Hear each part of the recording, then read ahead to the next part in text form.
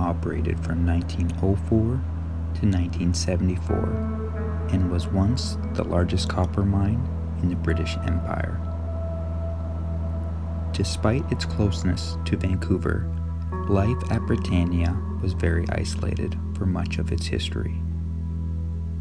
Until the highway in 1956, the only way in and out was by steamship. Before this, the isolation felt by the residents was strong, which led to the forging of very powerful and meaningful community bonds. Residents say the coming of the highway was the beginning of the end for the community life at Britannia. It's told that over 60,000 people from 50 countries lived and worked in this isolated mining community over its course of its life.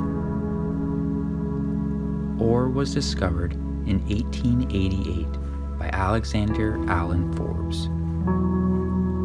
More than 50 million tons of ore was extracted from these mountains. Underground workings consist of 210 kilometers of tunnels, the longest adit being 16 kilometers in length. 1,750 meters of vertical distance and to a depth of around 650 meters below sea level. At peak production, the mill could process 7,000 tons of material per day if everything went well. Over 650,000 tons of copper, 137,000 tons of zinc, 17,000 tons of lead, 188 tons of silver, and 15.6 tons of gold was pulled from the mountain. Although the mine is now closed, the museum has over 7,000 different artifacts, 9,500 photographs, and 3,000 archival documents, making Britannia Mines one of the leaders in having the most comprehensive set of mining records to date.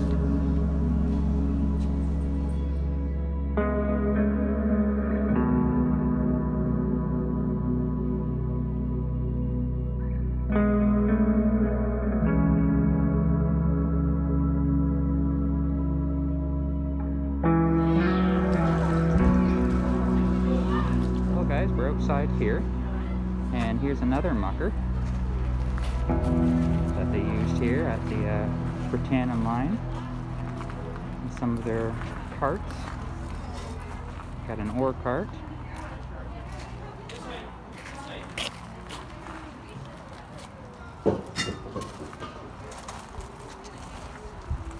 Flatbed carts here. Yeah, they do move, eh?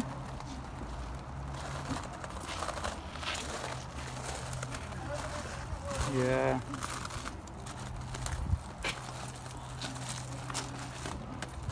Love the wheels on them. Old wood frame.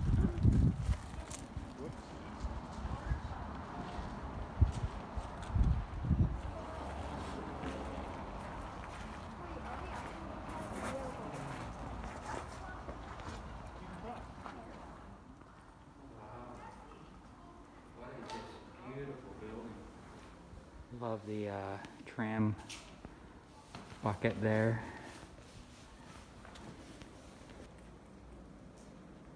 An incredible amount of equipment here and an amazing shape, and yeah, it's gorgeous, eh?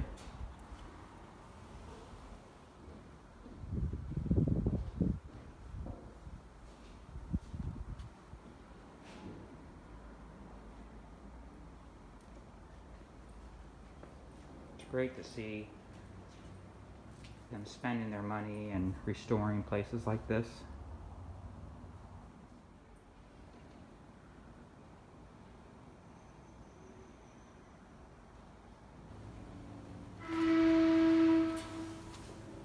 Well, that's for the next underground tour, which will be going on here shortly.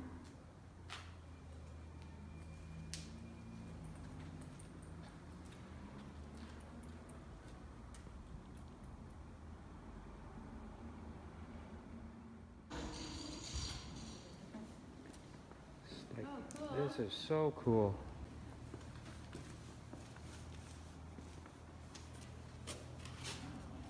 Oh, Man car, so ambulance cool. car. Yeah, over there. What? Yeah. Explosive car, aerial camera. Yeah, wow.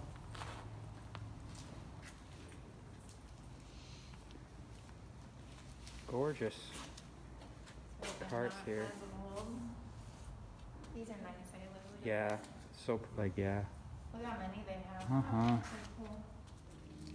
So a lot of these ore carts in here are wood, and supposedly these were pulled out of a coal mine, and they would use the wood because they were afraid of sparks when they would drop the material in and cause a fire. Inco Air Locomotive 401, Utah, USA.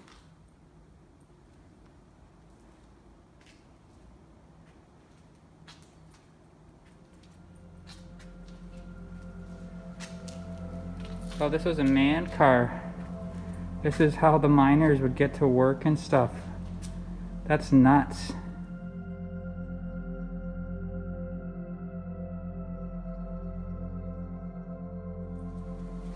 Wow. Can you imagine sitting in here?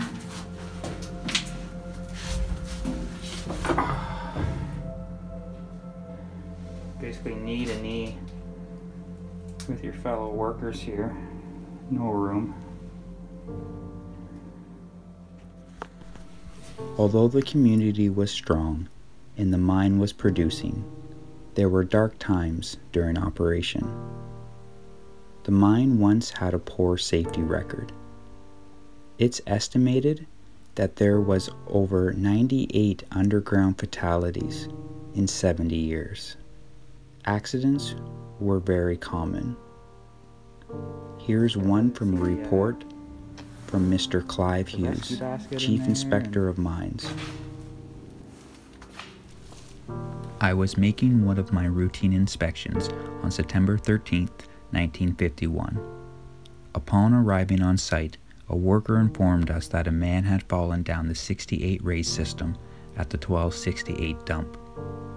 We immediately went to the 1200 level, where we found that the dump guards had been removed.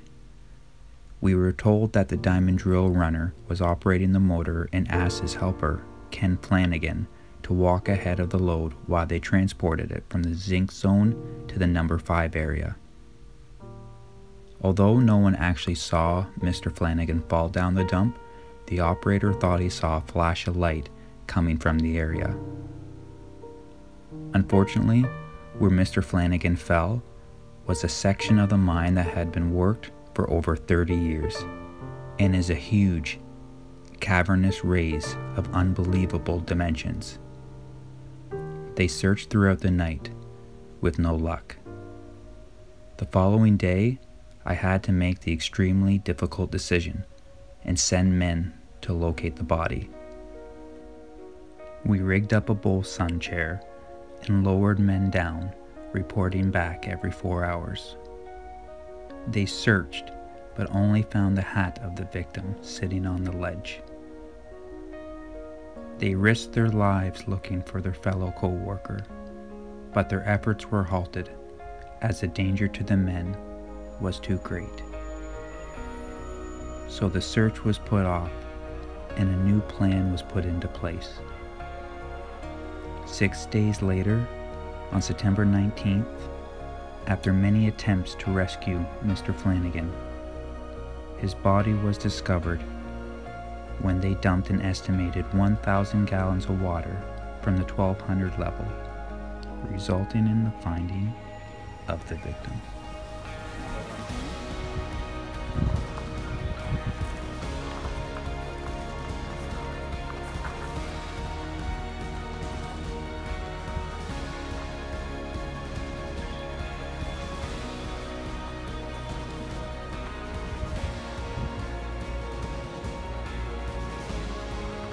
This is where the guy would probably stand on. Yeah, Yeah. Oh yeah, definitely a boiler. Yeah, so that's an air compressor there. And then to our right is a hoist. And then that's a drill right there. Oh, that's cool.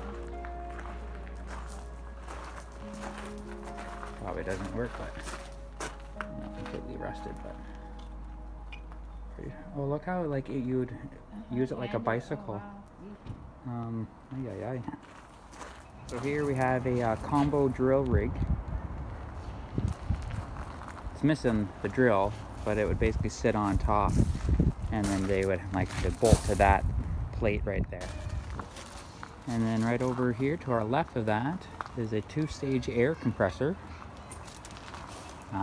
by the Canadian Ingersoll. This is Rand. I think I'd say brand, but Warren. Equipment company. huge pulley. Like where the belts, I guess, would run. It's crazy. That's huge too. We're inside the locker room where the men and women would get ready every day for their shift.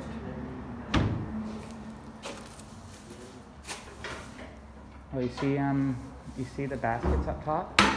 So that's where they would keep their clothes, and then at the end of the day, or during their shift, and raise it up.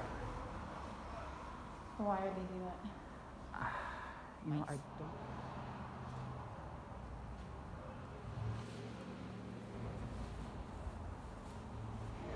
Where they keep their headlamps at the end of their shift. Pretty neat. All right, we just left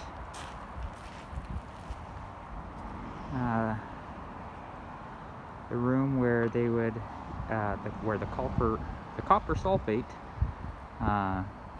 tank was, and then just on the other side there was where the workers would get ready. Now we're just going to go into the pump house here and check it out.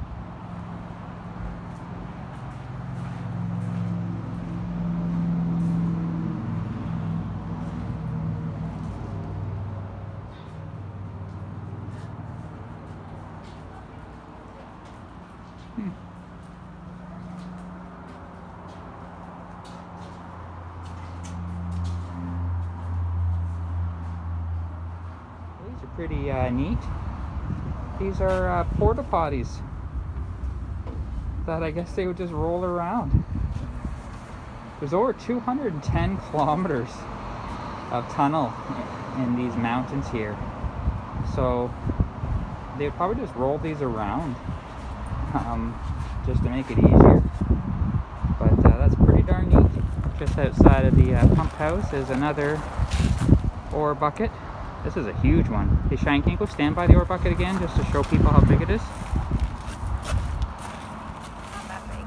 That's pretty big. One of the largest copper mines in the British Empire. It's also one of the largest polluters. When the mine closed, mineral acid and drainage happened, and the water that would flow out of the mines would flow into the creeks and polluted Howe Sound. Since then, they've done a lot to clean up the waters. They've basically diverted all the water from the mines here. There's the mill, and then it goes into a water treatment plant. It was extremely, it destroyed the area, and they spent a lot of money basically trying to repair everything. So unfortunately with that, a lot of the old adits have been closed off, and they're doing their part on cleaning up the land and making it back to the way it used to be.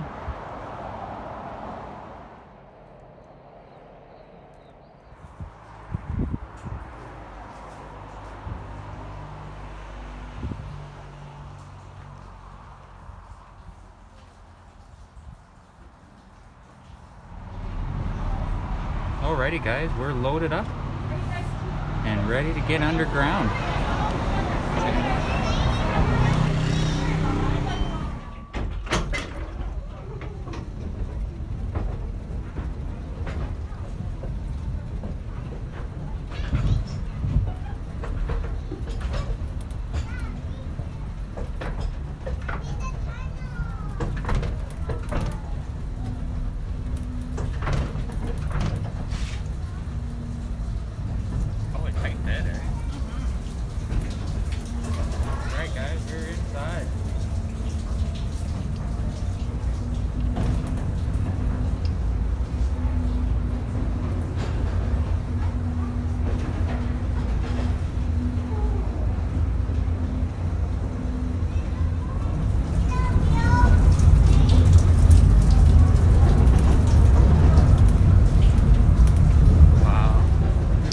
Just got off the train. Some of the drills. Cool.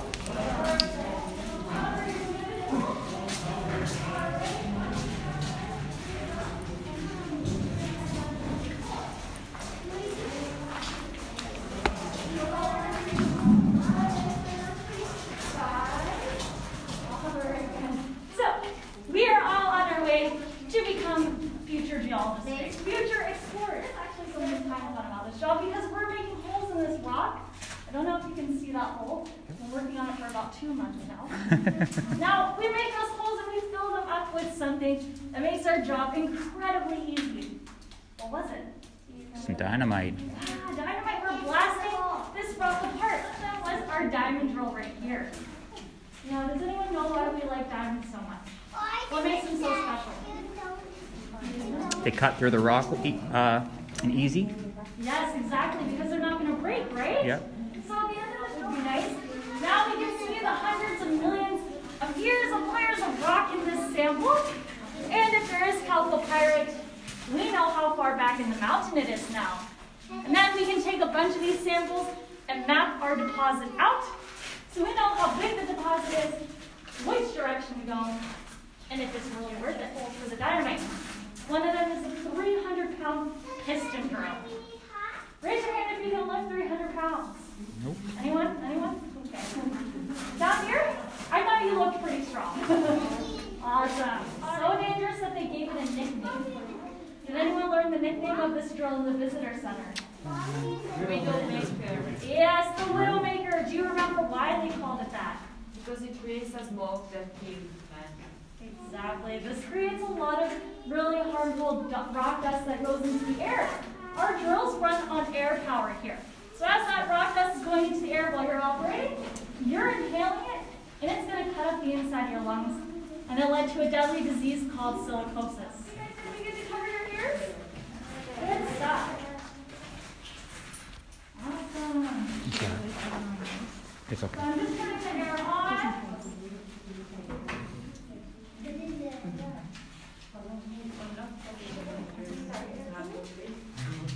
Okay, air is on. Ears are covered. Loud noise. 3, 2, 1.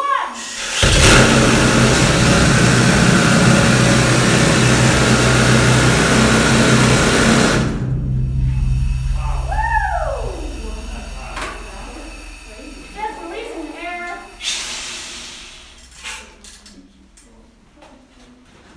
Are we all awake now? You betcha. Yeah, what do you think? Oh wow. I tell ya. Alright, so for a while, you guys are in the VIP zone on the right side. Pretty cool. You want to So we're number 2, right? Yeah, you know, you got Oh, so I think we sit over here, babe, on this side. Oh, cool. It's a mucker. That's cool. Yes, this tunnel has a weird smell. You'll see why very soon. So, we're going to make this a little bit more realistic, though, because we have bright lights above our head. And when you're working in an area with dynamite, you don't want to have to keep repairing your lights. So we're going to cut them out to make your work conditions a little more realistic. Are we all good to go into the dark for a few moments? Alright guys, we're going to get to work in 3, 2, 1. So if I add that water into the top chamber, and let it drip down to react with the carbide, it's going to produce something called acetylene gas. So I've just added some water. I'm going to let that react. Now bear with me, folks. This is an antique. Just don't let that build up. Oh no. It's the end of the day. Let's see if we can get it to wake up a little bit. Oh, there we go. What do we think? Pretty good, eh? Mini blowtorch? Yeah. My fellow blasters. Okay, the screen on that hand, right? Okay,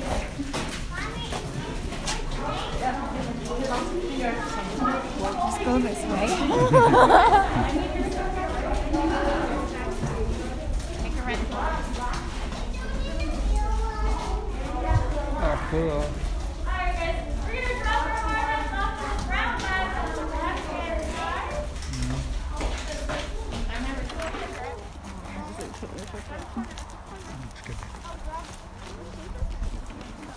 Alright folks, well congratulations. You have all made it out of the tunnel and completed probably the shortest 8-hour shift of your life. Great work everyone. Now so you guys are going to want to cover your ears. This is a loud sound. Alright, and 3, 2, 1. Great echo today. Wow.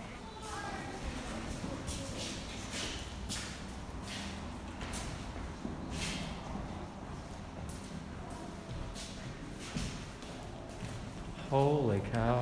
Wow. Holy shit. Wow, wow, wow. Holy. This is just visually just so impressive.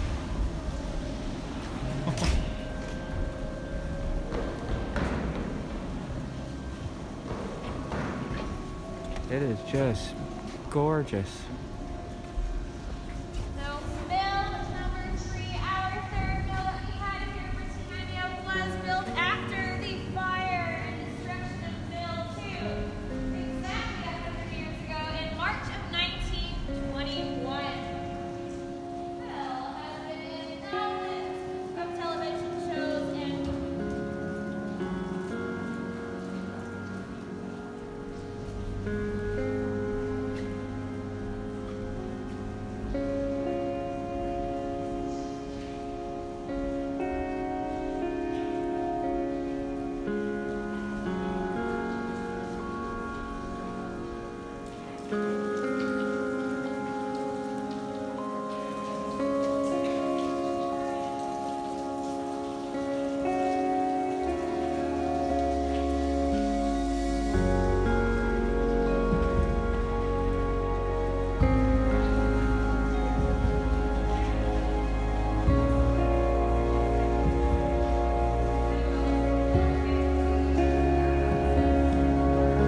One day I went to Squamish grocery shopping, and when I came back from the mill, the concentrator